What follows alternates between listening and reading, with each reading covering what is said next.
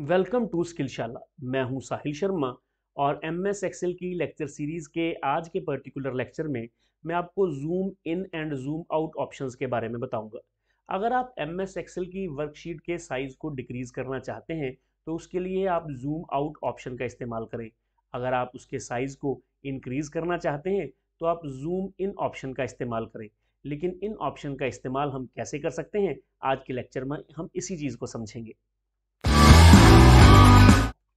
अभी आपके सामने एम एस एक्सेल की एक फाइल ऑलरेडी ओपन है। मैं इसको थोड़ा सा रीस्टोर कर लेता हूं ताकि आपको चीज़ें आसानी से समझ लगें और आप देख सकें। ठीक है, तो यहाँ पर अगर मैं स्टेटस बार की बात करूं तो स्टेटस बार के लेफ्ट हैंड साइड पर रेडी लिखा है और राइट हैंड साइड पर एक स्केल बना हुआ है। इस स्केल पर मुझे दो बटन्स दिखाई दे रहे हैं। इस तरफ जूम आउट है और इस तरफ जो है राइट हैंड साइड की तरफ जूम इन का बटन है।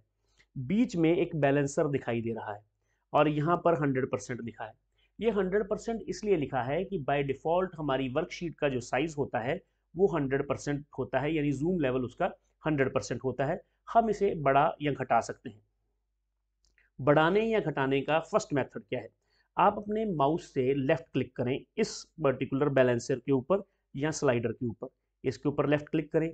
अब अगर आप इसको राइट की तरफ मूव करेंगे तो ये जूम इन करेगा और अगर आप इसको लेफ्ट की तरफ मूव करेंगे तो ये जूम आउट करेगा। सबसे पहले मैं इसको राइट की तरफ करता हूँ। ये देखिए, मैं इसको राइट की तरफ कर रहा हूँ तो ये ड्रैग करता जा रहा हूँ इसको, ये इसको जूम इन करता जा रहा है।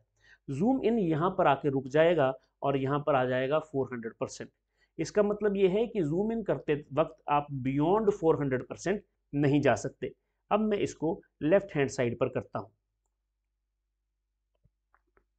ये देखिए, मैंने इसको लेफ्ट हैंड साइड की तरफ मूव किया।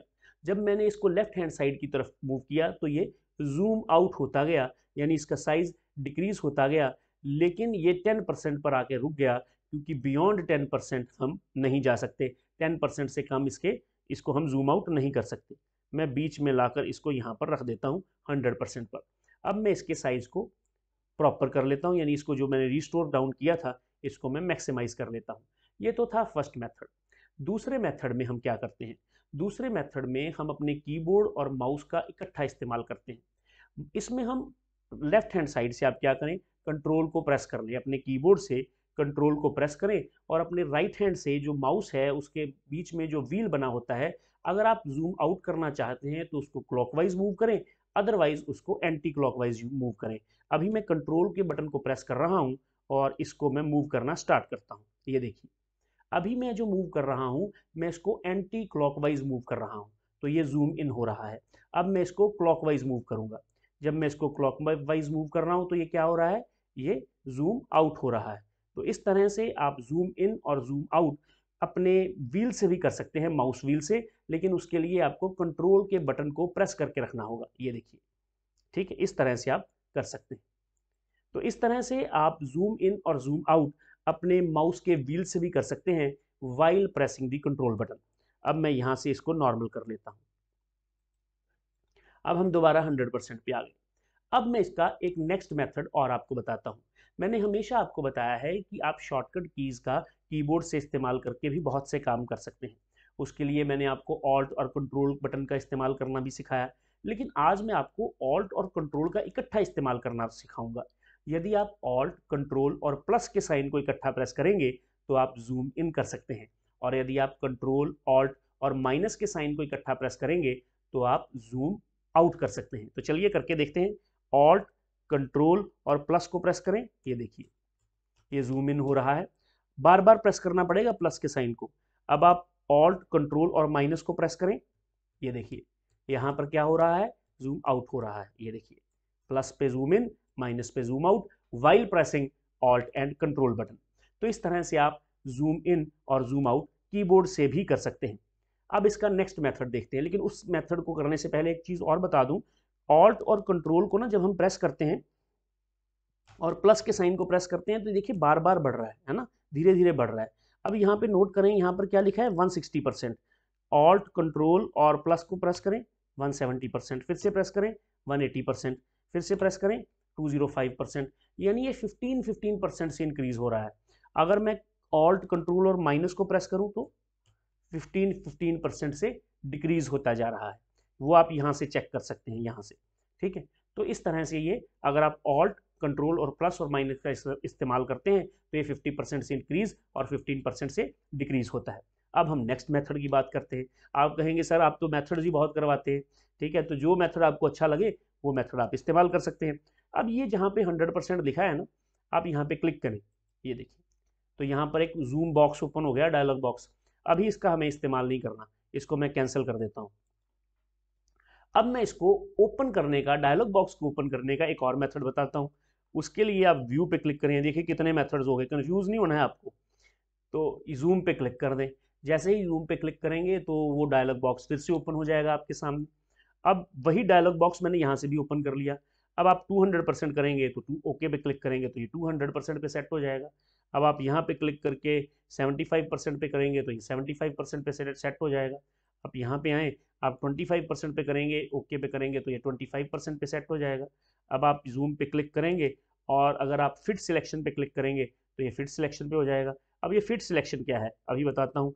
आप ऐसा करें, आप इसको सिलेक्ट कर लें, सिलेक्ट कर लिया इसको, यहाँ पे क्लिक करें और फिट सिलेक्शन पे क्लिक कर दें और ओके पे क्लिक करें। ये देखिए पूरी सिलेक्शन आपको पूरी स्क्रीन में फिट हुई दिखाई दे रही है। आप तो कहेंगे सर ये भी आ रहा है, तो भैया आएगा, 400% से बियॉन्ड थोड़ी चला जाता है कोई भी, ठीक है। तो सिलेक्शन इतनी सी है, तो इतनी जगह पर उसने आपको जितना भी मैक्सिमाइज करके दिखाया जा सकता है वो दिखाया है, क्योंकि उसको दिखाना भी तो यहाँ से यहाँ तक है। अगर इसके साइज को और बढ़ाएगा तो ये अर्शदीप सिंह और ये युवराज सिंह आपको दिखाई ही नहीं देंगे, है ना, क्योंकि आपकी सिलेक्शन जो है वो कम से कम मेरे ख्याल में 1 2 3 4 5 6 7 8 9 10 11 रोज की तो आपकी सिलेक्शन ही है। तो इससे ज़्यादा अगर इंक्रीज करेगा तो आप वैसे ही आपको सिलेक्शन से बाहर जाना पड़ेगा, पूरी सिलेक्शन नहीं दिखा पाएगा, तो मैक्सिमम इतना ही दिखा सकता है, ठीक है। 100 पे क्लिक करते हैं। अब इसको दोबारा से सिलेक्ट करते हैं, मान लीजिए इस बार इसको सिलेक्ट कर लेते हैं और जूम टू सिलेक्शन पे क्लिक करते हैं। ये देखिए, अब आप कहेंगे कि इसने तो यहाँ से यहाँ तक ही दिखाया, तो भैया यहाँ से यहाँ तक ही दिखाएगा, इससे ज़्यादा बढ़ाएगा तो कहाँ पे लेके जाए वो आपको। ये देखिए बढ़ा देता हूँ मैं आपको, मुझे क्या, मैं इसको और इंक्रीज़ कर देता हूँ। अब बताएं, ये देखिए वो अब रोज़ जो है वो कम हो गई, है ना। जो सिलेक्शन थी हमारी, जो मैंने सिलेक्ट किया था वो थोड़ी कवर हुआ इसमें, ठीक है। इसका मतलब ये है कि फिट टू सिलेक्शन से जो आया था या जूम टू सिलेक्शन से जो आया था वो बेस्ट था। अदरवाइज उसमें से ये ऊपर नीचे वालों को उड़ा देगा, उसमें क्या फ़ायदा फिर, ठीक है। तो अभी जूम टू सिलेक्शन और फिट टू सिलेक्शन ये दोनों सेम है, इनमें कोई किसी तरह का डिफरेंस नहीं है, ठीक है जी। तो आप क्या करें, आप यहाँ पे 100% पे क्लिक करेंगे तो ये प्रॉपर 100% पे इसको सेट कर देगा। अभी एक और चीज़ आपको बताता हूँ। अभी ना आने वाले समय में मैं आपको डिफाइंड रेंज के ऊपर एक टॉपिक पर एक लेक्चर दूंगा, जिसमें मैं आपको बताऊंगा कि ये जो रेंजेस आप देख रहे हैं ना, ये रेंज जो आप देख रहे हैं ये एक रेंज है, तो इस रेंज का आप नाम रख सकते हैं। एक शीट के अंदर, एक वर्कशीट के अंदर एक से ज़्यादा रेंजेस हो सकती हैं, डाटा रेंजेस हो सकती हैं, आप उनके अलग अलग नेम्स रख सकते हैं। जैसे अभी मैं यहाँ पे हूँ और मान लीजिए मैंने इसका कोई नेम रखा हुआ है, मैंने इसका नेम रखा है ऑर्गेनाइजेशन में, यहाँ पे क्लिक करता हूँ, ये देखिए ये यहाँ पर आ गया। तो ये अपने नाम, जब मैंने इसका नाम सिलेक्ट किया तो इसने इसको सिलेक्ट कर लिया। तो होता क्या है, इस तरह से हम अलग अलग रेंजेस को नेम दे देते हैं। ये करेंगे टॉपिक आने वाले समय में, लेकिन अभी मैं आपको क्यों बता रहा हूँ उसका कारण बताता हूँ। आप क्या करें, व्यू में जाएं, व्यू में जाने पर जूम पे क्लिक करें और यहाँ पर ना 39% ले लें, ओके पे क्लिक करें। अभी ये 39% है। ये कौन सी डाटा रेंज को 39% किया गया है? उस डाटा रेंज को जिसका नाम ऑर्गेनाइजेशन है। ये लिखा हुआ आ गया ऑर्गेनाइजेशन। ये क्यों लिखा हुआ आया? ये इसलिए लिखा हुआ आया क्योंकि इस डाटा रेंज का साइज बहुत कम हो गया है और हमें पता नहीं चल रहा कि ये डाटा रेंज किसकी है, इस डाटा रेंज का नाम क्या है, इसमें किस तरह का डेटा हो सकता है। तो उसको जज करने के लिए कि इसमें किस तरह का डेटा है, मान लीजिए सेल्स डिपार्टमेंट का डेटा है या एडवर्टीजमेंट डिपार्टमेंट का डेटा है, तो मैं इसका नाम एडवर्टीजमेंट रख लेता, तो मुझे पता चल जाता अच्छा ये जिस शीट को स्मॉल किया गया है, जिसके साइज को कम किया गया है, तो इसके अंदर सेल्स डिपार्टमेंट का डेटा है या इसके अंदर एडवर्टीजमेंट डिपार्टमेंट का डेटा है, ठीक है। तो वहाँ से हम जज कर सकते हैं। तो अभी तो एक वर्कशीट है इसलिए एक का ही दिखाई दे रहा है, अगर ज़्यादा वर्कशीट्स होती तो सभी के नेम दिखाई देते। तो बहुत इंपॉर्टेंट फीचर है ये नेम रेंजेस की, आने वाले समय में करेंगे। लेकिन जूम में भी देखो इसका कितना फ़ायदा हो रहा है। मैंने इसके साइज़ को कम किया, शीट के साइज़ को जूम आउट करके, तो उसका प्रॉपर नाम उसके ऊपर लिखा हुआ आ गया, उस भी ये रेंज जो है इसके अंदर ऑर्गेनाइजेशन का डेटा है, ठीक है जी। तो अभी मैं इसको नॉर्मल साइज में कन्वर्ट कर देता हूँ, ठीक है। तो मुझे पूरी उम्मीद है कि आप MS एक्सेल की लेक्चर सीरीज़ को बहुत ही लगन और मेहनत से देख रहे होंगे और एक्सेल को सीख रहे होंगे। अगर आपको मेरे लेक्चर्स अच्छे लगते हैं तो आप मेरी वीडियोज़ को लाइक करें, शेयर करें, कमेंट करें, चैनल को सब्सक्राइब करें, बेल आइकन के बटन को प्रेस करें। आज के लेक्चर में इतना ही, नेक्स्ट लेक्चर में मिलेंगे। Thank you very much.